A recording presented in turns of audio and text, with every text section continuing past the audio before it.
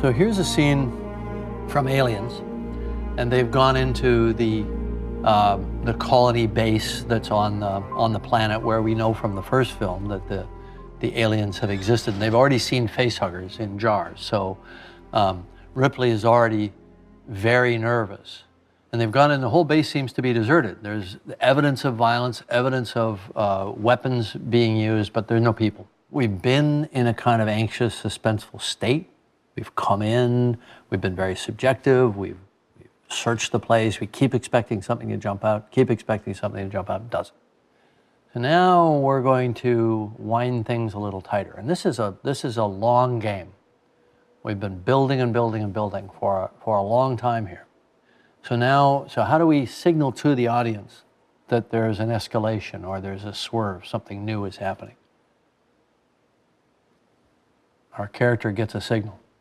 They've got these trackers. They've been walking around the base with these trackers.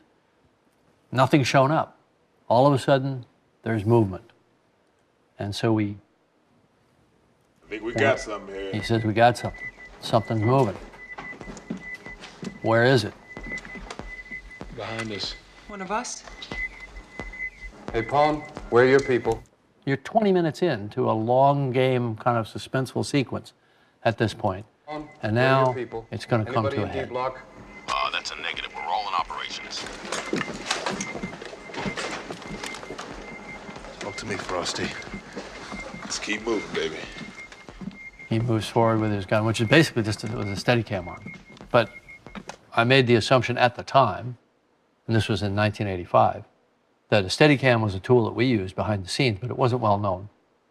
So we just basically took a Steadicam and dressed it up with a big machine gun sitting on it. And it was hell to operate because it was really heavy. But the two actors that had to carry it did a great job. Okay, so we're in a tracking shot. The lighting is very low key. We've got some sense of source lighting here. We've got source lighting coming from their lights.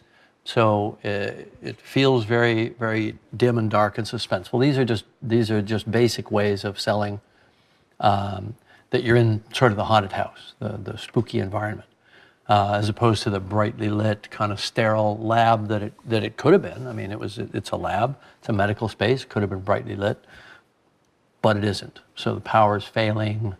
There's the suggestion that violence has happened and could happen again in a split second. Now, we don't know how jumpy Ripley is, so I did a little thing here where he brushes the microscope